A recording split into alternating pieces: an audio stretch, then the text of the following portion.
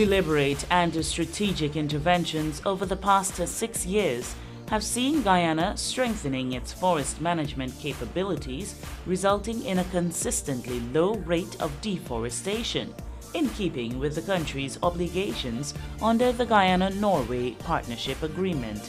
This week on Dorado Shines, you will learn more about the ongoing steps being taken to effectively manage the country's forest, which has resulted in the fourth payment under the Guyana-Norway Partnership being finalized on October 24.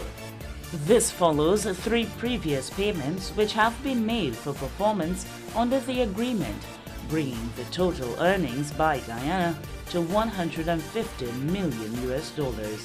To tell us more, here are Minister of Natural Resources and the Environment Robert Gassot and Head of the Planning and Development Division of the Guyana Forestry Commission, Pradeepa Bullanot. Performance under the Guyana-Norway Agreement is measured largely on the maintenance of forests and an accompanying low rate of deforestation, which are contingent on strong and effective forest governance, sustainable forest management, and high levels of forest legality and chain of custody. The large majority of forest areas are in classes of state forest area, state lands, and protected areas. Approximately 15.9 million hectares of total forest in Guyana, of the 18.5 million hectares are in these classes, with the first two accounting for the majority of forest area. The remainder falls on the Amerindian lands. Over the past 4 years, we've been able to record very low deforestation rates in Guyana. It has ranged between, if we look even at a longer period for 23 years from 1990 to now, it has been between 0.02 and 0.08%. So in every case, less than 0.1%, which is the benchmark set under the Guyana-Norway Agreement. And the compliance requirements under this partnership with Norway has to do with, in large part, maintaining forests. And that is one of the main performance measures that is looked upon to test whether we have been successful in keeping our end of the bargain in terms of the partnership with Norway. Over the past 6 years, maintenance of forest for timber harvesting and management of forest for mineral extraction have all been taking place over an area of state forest covering 12,274,000 hectares. With management of this vast expanse with extraction and utilization for timber and mineral ongoing, there has been a maintained low rate of deforestation of 0.02% to 0.08% over the past 23 years. This achievement cannot be made in isolation of strong legislation, policy, and guidelines for the natural resources sector. More precisely, this maintained rate of low deforestation is testimony to the effective forest policy, legislative, and governance framework which exist in Guyana. In this regard, we've been able to show that with mining taking place at the levels that it has been taking place, and with forestry activities taking place as well, log production, log exports, added value activity, local consumption in Guyana, the level of deforestation and forest degradation remain very low. And the best validation that we can put forward to show this is that the performance measures that we have agreed to 5 years ago, when we committed in the cooperation agreement between our two governments, between Guyana and Norway, that we have kept our end of the bargain, and we've been able to deliver on the promise that forest cover will be maintained. By 2030, flooding has been estimated to cost $150 million annually, and extreme events such as the flooding of 2005 could result in $0.8 billion in losses, affecting 320,000 people. The need to identify and develop land away from the coastal plain has been included in the Low Carbon Development Strategy as hinterland adaptation measures to be undertaken in the period 2012 to 2015. One of the main focal areas of the Guyana Forestry Commission's work has been on forest law enforcement and legality. We continuously are trying to expand our field monitoring capability. Certainly, we're looking to see where new stations need to be established, where new checkpoints need to be in place, and where new mobile monitoring units also need to be established. And this is all with an intent to ensure that the rate of illegal logging and the level of infractions, whether it is a procedural breach or whether it's a breach in terms of legality, that these are all kept to a minimum. Guyana is currently engaged in negotiations with the European Union on a voluntary partnership agreement under the EU's Forest Law Enforcement Governance and Trade Programme. This engagement has seen further opening up of Guyana's forest management system to international scrutiny and the further strengthening forest governance and legality in the sector. As a precursor to the EU programme, the forest sector has already, over the past 3 years, concluded 3 audits under the Independent Forest Monitoring Programme.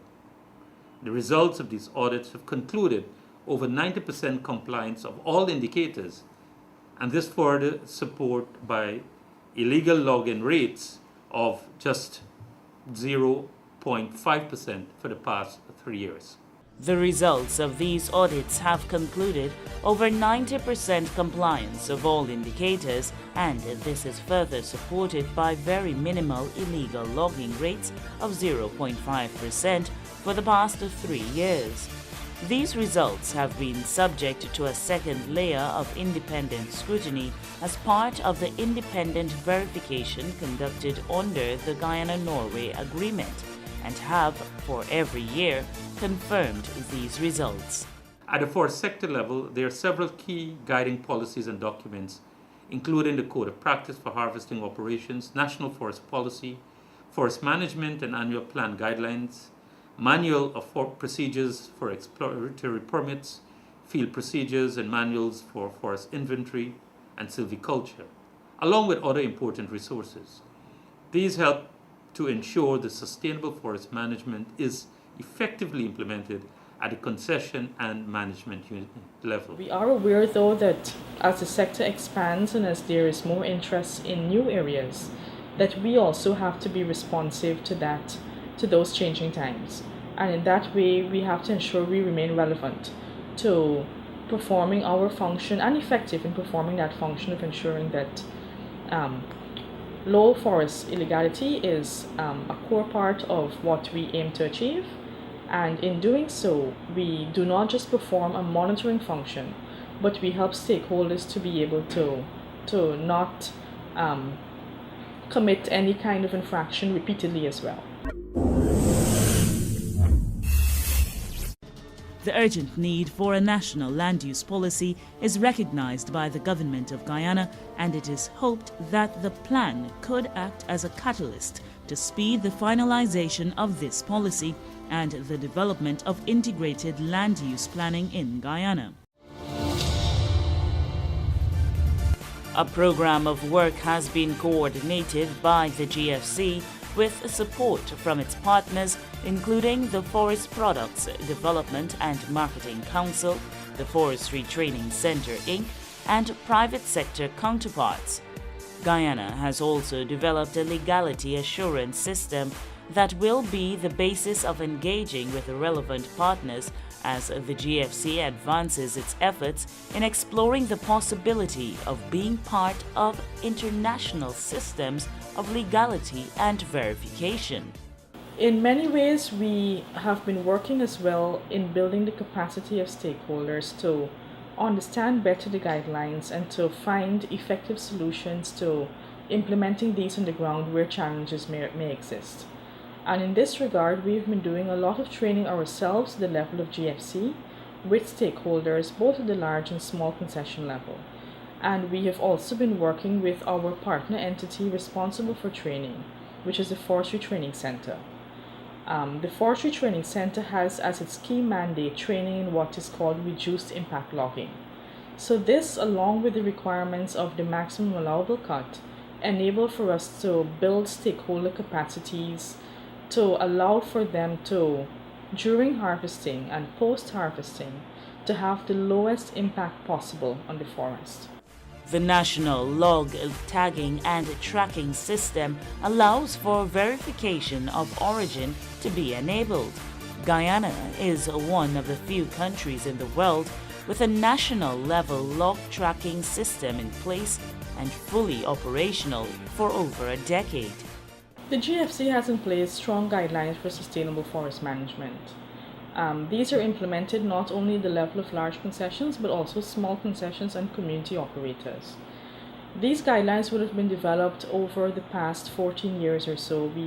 We saw in the early 2000 years the Code of Practice for Timber Harvesting was developed and continues to be one of the main guidelines that we use at the concession level as well as at the national level to guide planning and implementation. One of the key tenets of the Code of Practice speaks to what is called maximum allowable cut, which limits the maximum extraction rate that can be taken out from a hectare of forest. And this is one of the main requirements that we manage against. And it allows for us to ensure that a given hectare of forest is only harvested to that maximum amount that allows for that area to regenerate naturally. And throughout the areas which are harvested in the small concessions, which are state forest permissions, and the large concessions, which are timber sales agreements and woodcutting leases, this requirement is strictly applied. GFC has 32 forest monitoring stations located at strategic control points throughout the country and in 12 additional mobile monitoring units. So Guyana is a very large place, and the forest concessions cover a broad geographic scope all across Guyana. And what we have done at the GFC level over the past couple of years is to find strategic ways to monitor the activities of forest concessions. So we've attempted to do this in several ways. Firstly, we have stations that are strategically located throughout Guyana. And we have 32 forest stations, fixed forest stations, which some of which work for 24 hours. And it is through these stations which are strategically located at key transportation points. So we are able to track the movement of logs and timber through the supply chain. But in addition to that, we also have resident forest offices located within concessions. And these are what we call mobile stations that allow for, as the harvesting operations move to different parts of the concession, that our operation in terms of monitoring accompany them. Processing of applications for public lands begins at regional offices. Clients are usually referred to the relevant regional office for initial communication and transactions concerning application within that particular region. A maintained low rate of deforestation is also seen at a time when gold income has been at peak levels and even with increase in investment in the mining sector. Maintaining 99% of forest cover still remains an achievable goal and a reality in the natural resources sector. The Guyana Geology and Mines Commission has also advanced the work in developing and implementing codes of practice on mining. These codes include those relating to avoiding environmental degradation from mining. Also, the GGMC is currently revising code of practices such as the use of mercury and wastewater management. To complete these efforts, there has also been development on the operational end. The improvement of technology and mining practices are very important to shift miners away from the use of mercury and to improve the recovery efficiency in mining operations. New technologies such as centrifuge systems can also increase recovery rates in mines, from moving it from 30% to 80% when compared to traditional practices. This means that the mine need only to be worked once, after which it can be closed and the forest restored, as we have started in some areas. Inefficient traditional practices encourage sites to be reworked a number of times, thus not allowing the forest an opportunity to recover. Interim results on 2013 deforestation rate indicate a decrease in the rate of deforestation from 0.079% as at the annual rate for 2012 to 0.068% as the reported rate for 2013. Total deforestation is 12,702 hectares for 2013. The main reason for this decrease in deforestation is on the account of a decrease in deforestation from mining activities, which dropped to just about 11,487 hectares from the 2012 total of in excess of 13,600 hectares, a decline of 2,177 hectares. Our sector deforestation continues to be at a very low level of just about 330 hectares and justifies the assertion that forest harvest has had and continues to have a very low impact of deforestation. The rate of deforestation for Guyana over the past 23 years has remained fairly stable between the range of 0.02% and 0.08% and stands to compare quite favorably with the global average deforestation rate of 0.52%.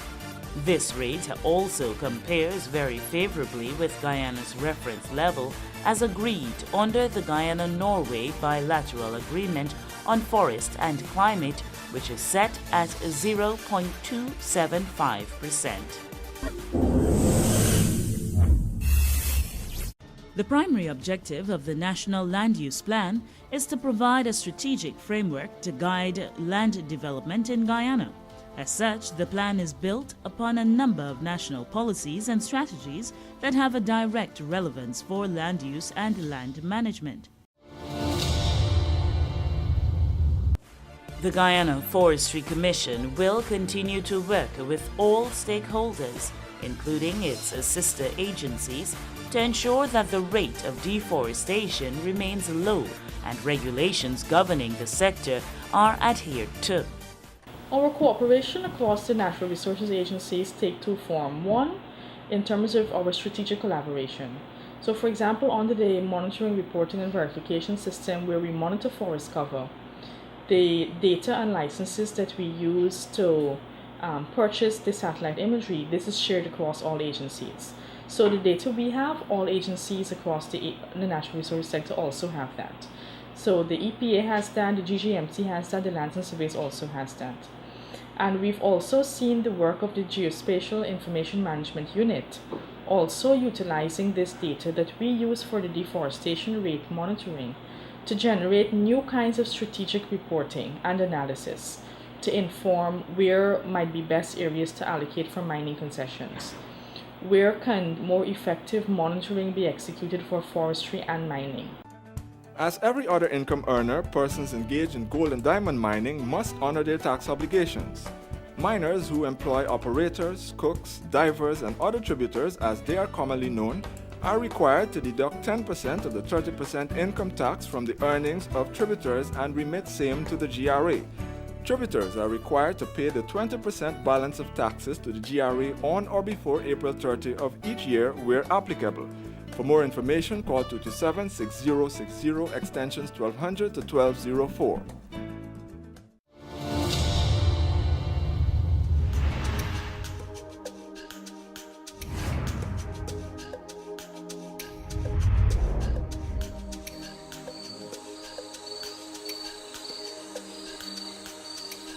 These wonderful intact rainforests sequester a lot of carbon. They're a huge carbon sink. If we burned these forests down, the increase in greenhouse gases would be enormous.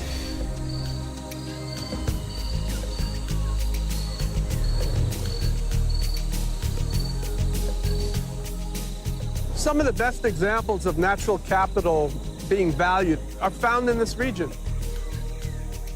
Norway has made a major investment in Guyana's low-carbon development strategy, which is based on maintaining the rainforest resource. Norway is far ahead in recognizing the need for sustainable growth.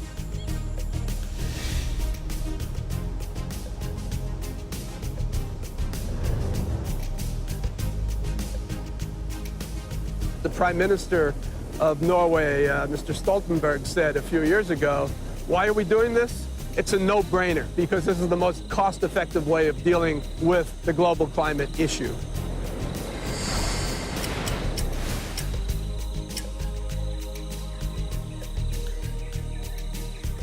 People should be rushing to fund this solution, and it could happen quickly, unlike things like renewable energy, retrofitting buildings.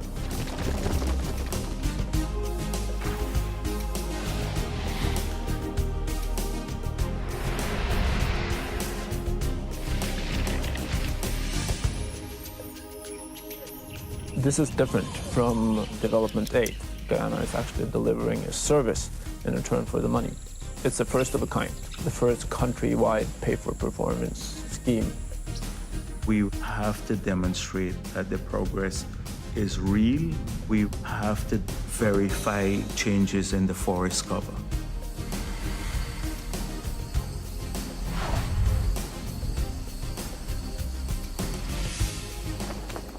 The money will be used across Guyana to stimulate a whole series of non-polluting activities to help our people to achieve prosperity, to generate jobs that are non-polluting in education, healthcare, renewable energy.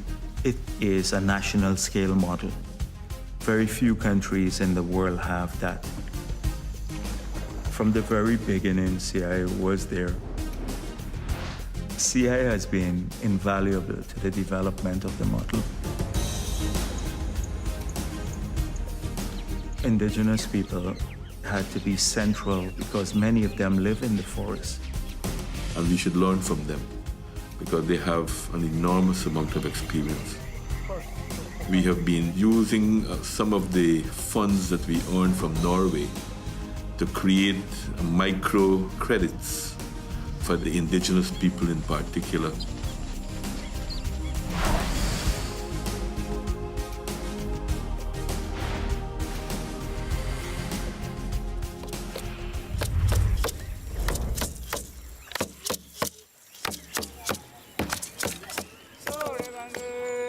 The old people would say, you never could fight against nature.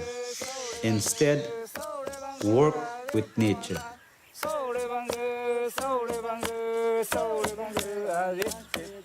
I am Kushi and a member of parliament. When the president had announced Norway Fund, that was very welcoming to us. We had already been practicing low carbon development programs. We started the Surama Eco Lodge in 1998. We might not have a 5-star hotel, but we have a 5-star forest. I will describe it as a business cooperative because our way of life is cooperative. We call it Mayu sometimes, togetherness. Whether you're a farmer, guide, mechanic, everybody benefits. We had nobody to follow, so it was a trial and error. CI helped in marketing, bookkeeping, how you develop your packages. The first year we had 43 guests. Last year, over 800. Today, 75% of the people are benefiting from tourism. I feel good when they say it's a model, but we would love to do more. Here we are at a business cooperative, and it's managed by women.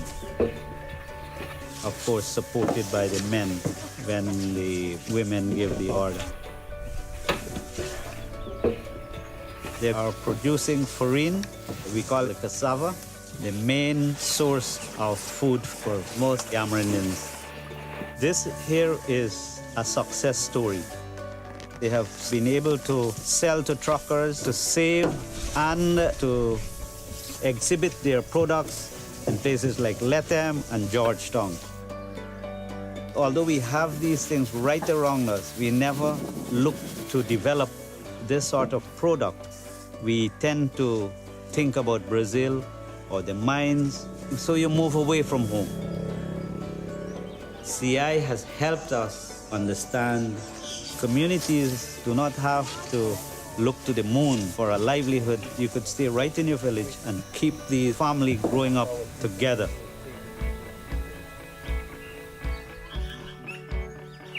We have other business like the Makushi Women Medicine Project, aquaculture, or radio biomass. And the most significant thing, I think, is the Youth Learning Center. And you must be proud of who you are, because you will be part and parcel of decision-making.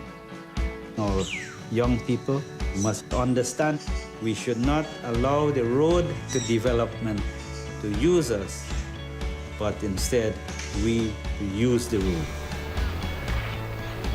My biggest hope is that I could take what I've learned to the entire country. We see the low carbon development strategy and the Norway Fund as the way to realize that dream.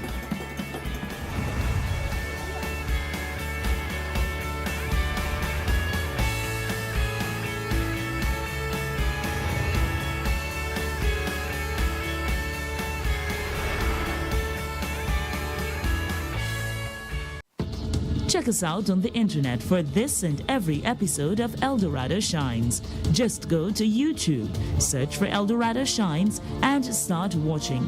Or like us on Facebook and receive instant updates. You've been watching Dorado Shines. Do join us again next week for another program. Until then, do remember that we all have a role to play in protecting the environment.